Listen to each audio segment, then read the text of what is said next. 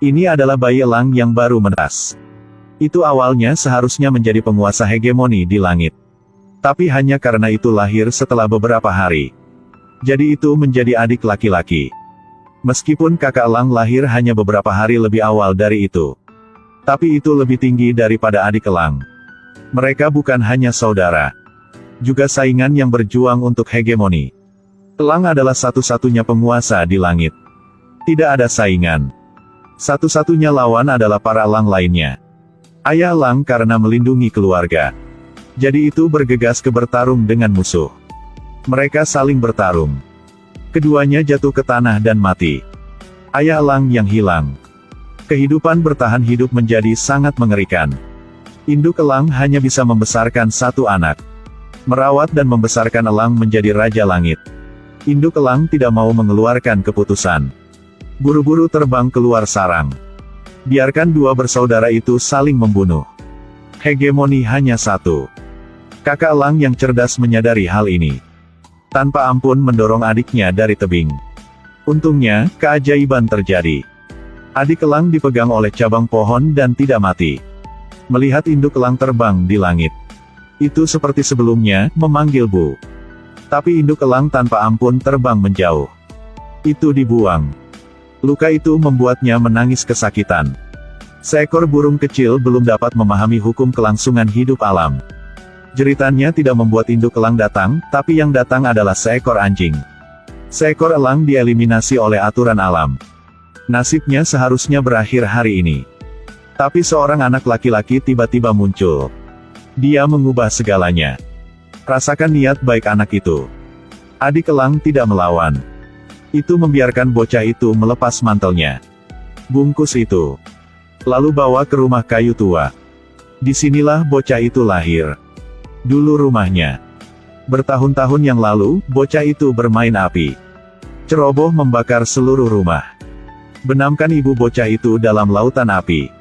Sejak hari itu, bocah itu menjalani kehidupan yang tertutup. Dia selalu merasa bersalah dan bertobat. Menjadi dinding tak terpisahkan antara dia dan ayahnya. Mungkin karena mereka semua dalam situasi yang sama. Oleh karena itu, bocah itu menganggap adik elang sebagai belahan jiwanya. Tidak hanya membangun sarang untuk itu. Tapi juga mencuri sosis ayahnya. Potong kecil-kecil dan beri makan. Hanya saat dia tinggal dengan adik elang. Dia yang bisa mengungkapkan perasaannya. Dia pikir ini adalah rahasianya sendiri. Tapi tidak menyangka akan dideteksi oleh pamannya. Elang adalah hewan yang paling sulit untuk dipelihara. Pamannya adalah penjaga hutan. Tidak ada niat buruk. Dia membawakannya beberapa organ hewan. Baik ingin mengajari bocah itu cara memelihara elang. Maupun ingin membuat anak laki-laki dan ayahnya dapat lebih memahami satu sama lain. Tapi kesalahpahaman setelah bertahun-tahun ingin menghapusnya. Ini hal yang mudah untuk dikatakan tetapi sangat sulit untuk dilakukan. Bocah tidak mau berbicara dengan ayahnya. Dinding antara ayah dan anak semakin tebal. Malam itu, seekor rubah menyusup kandang ayam. Ayahnya sangat marah. Bocah itu dengan senang hati mengambil ayam-ayam itu dan membawanya ke rumah kayu. Dia tidak tahu bahwa adik elang, tadi, telah menghadapi musuh paling berbahaya dalam hidupnya. Rubah. Elang ini tiba-tiba menyadari. Benda yang hitam-hitam kecil-kecil itu. Mungkin tikus. Itu melebarkan sayapnya dan melompat turun. Ingin menangkap tikus. Tapi tidak menyadari bahaya mendekat. Dua rubah melompat masuk. Mau makan elang. Pada saat yang berbahaya, bocah itu muncul. Mengejar rubah itu. Bocah itu sekali lagi menyelamatkan elang yang belum dewasa ini. Mereka menjadi lebih dekat satu sama lain. Lihat sayap elang telah tumbuh bulu penuh. Tapi itu masih ragu untuk terbang. Bocah memutuskan untuk mengajarinya. Dia merentangkan tangannya lebar-lebar untuk simulasi. Gagal. Gunakan mouse untuk merayu. Gagal. Gunakan pengait untuk menggantungnya. Masih gagal. Adik elang pemalu tidak berani mencoba. Ketika bocah itu sedang berpikir cara yang mengajari adik elang bisa terbang. Maka kakak elang telah melebarkan sayapnya untuk terbang di langit. Sekali lagi itu lebih rendah dari saudaranya. Adik elang akhirnya menangkap angin dan melebarkan sayapnya. Itu belajar cara terbang.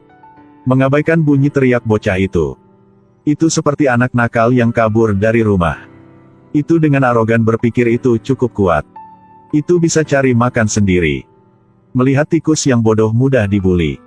Berpikir bahwa hanya dengan satu genggaman akan mendapatkan banyak tikus. Akibatnya, tikus ini melompat ke dalam. Bahkan tidak menangkap satu pun. Melihat chamois yang lemah mudah dibuli. Segera terbang ke bawah dan meraih satu yang tidak mau lepas. Hasilnya itu digulung menuruni gunung dengan chamois. Sedikit lagi saja itu kehilangan nyawanya. Sekali lagi tidak ada yang bisa dimakan. Ini benar-benar masih terlalu muda. Selama beberapa hari berikutnya, itu sangat lapar. Itu terbang kembali samping bocah itu dengan wajah cemberut. Bocah itu selalu mengkhawatirkan keselamatan adik elang. Melihat adik elang pulang, bocah itu sangat senang sehingga dia melompat. Di bawah arahan paman itu, bocah itu mulai mengajari adik elang cara berburu. Dia menggunakan hewan sebagai umpan. Pelatihan kecepatan untuk adik elang. Akhirnya adik elang sudah belajar keberanian berburu. Sudah sampai waktu yang Anda harus mengembalikannya ke alam liar. Jika Anda masih menyimpannya, itu tidak akan bebas selamanya. Meskipun anak itu benar-benar tidak ingin. Tapi dia tahu adik elang adalah seekor elang yang kuat. Sebagai elang, harusnya melebarkan sayap dan terbang di langit. Bocah itu tidak tahan untuk meninggalkan, jadi dia memasang gelang di kakinya. Dia berharap bisa bertemu laginya di masa depan. Untuk masa depan elang, bocah itu memilih untuk melepaskannya. Seekor elang dieliminasi oleh hukum alam. Dengan bantuan anak manusia, itu telah melebarkan sayapnya. Kembali ke langit. Sejak saat itulah perjalanan kedewasaan resmi dimulai. Pelajaran pertama dari pertumbuhan adalah menyesuaikan dengan alam. Hanya untuk bertahan hidup di musim dingin yang ingin pembekuan ini. Hanya begitu dia menjadi cukup memenuhi syarat untuk memperebutkan langit dengan saudaranya. Musim dingin itu sangat dingin. Hujan salju sangat kejam. Dan melalui beberapa kali menghadapi kematian karena kedinginan, adik elang dengan sulit sudah mengalami musim dingin yang sangat kejam ini. Dan di tanah bersalju lainnya, anak yang benar-benarnya memperhatikan adik elang itu sedang dalam bahaya hidup. Bocah ini tiba-tiba merasa dia menjelang pergi ke surga. Seekor serigala dengan gigi tajam sedang menatapnya. Membuatnya takut dan lari. Tapi dia hanya punya 2 kaki. Bagaimana dia bisa melarikan diri dari serigala berkaki 4? Lebih menyedihkan bahwa dia telah menginjak perangkap binatang. Serigala semakin dekat dengan dia. Anak itu hanya beberapa langkah dari kematian. Tiba-tiba, sebuah tembakan menyelamatkan nyawa anak itu. Ialah paman yang melindungi hutan. Bocah itu diselamatkan. Dan elang dibesarkan olehnya. Baru saja memulai perjalanan menuju tahtanya. Adik elang setelah melewati musim dingin, kembali ke tempat kelahirannya. Mulai pertarungan memperebutkan tahta dengan saudaranya. Dia harus mendapatkan kembali tahta. Buktikan bahwa dia adalah Raja Langit. 2 bersaudara bergegas untuk mengalahkan musuh. Meskipun tidak berbakat seperti kakaknya. Tapi adik elang telah mendapatkan rasa hormat karena keberanian dirinya. Sejak waktu itu, kedua bersaudara itu bersama memproklamirkan raja. Bersama-sama mereka menguasai langit. Selain itu, dinding antara ayah dan bocah itu semakin tebal. Saat dia bersiap untuk pergi tanpa pamit, ayahnya mengambil inisiatif untuk menemukannya. Dia menyalakan korek api dan menjatuhkannya ke tanah. Curhatlah semua dendam selama bertahun-tahun. Api kemarahan membangkitkan rasa menyalahkan diri sendiri pada anak itu. Tapi itu juga membangkitkan cinta kebapakannya. Di dalam hujan-hujanan badai, sang ayah, terlepas dari segalanya, bergegas keluar. Ingin menemukan anaknya. Bocah itu tidak bisa menghadapi ayahnya, jadi dia lari ke hutan. Mengalami longsoran gunung.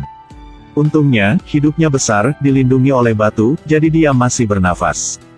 Tapi disambar petir dan jatuh koma. Sampai dia bangun. Ayahnya memeluk dan terus-menerus meminta maafnya. Dan terjebak di antara bebatuan di dekatnya adalah tubuh seekor elang. Pada musim dingin beberapa tahun kemudian, 1 dewasa dan 1 anak sedang melewati hutan. Tembok yang memisahkan ayah dan anak itu telah disingkirkan. Di bawah persahabatan dengan Elang, anak itu lebih membuka hatinya. Masalah masa lalu antara ayah dan dia telah didamaikan. Dan jauh dalam lubuk hatinya, masih dengan keras percaya bahwa adik Elang masih hidup. Akhirnya pada hari itu keajaiban terjadi. Bocah itu tiba-tiba merasakan keberadaan adik Elang. Dia mengulurkan tangannya. Seekor elang terbang lurus ke tangannya, bertengger di tangannya. Bocah yang sebelumnya meski apapun terjadi pun menolak untuk meninggalkan, sekarang dengan lembut lepaskan gelang di kaki elang. Ayahnya bertanya mengapa dia melakukan itu. Sekarang elang akan dibebaskan. Momen ini tidak hanya elang itu, tetapi juga anak itu diri sendiri. Semuanya memiliki kebebasan sejati. Arti hidup adalah apa? Seharusnya jangan hidup dengan seluruh hidup menyalahkan diri sendiri. Nasib sendiri kita memutuskan. Kehidupan sendiri kita menulis. Melangkah melewati masa lalu, tidak takut dengan masa depan. Ini adalah arti hidup yang sebenarnya.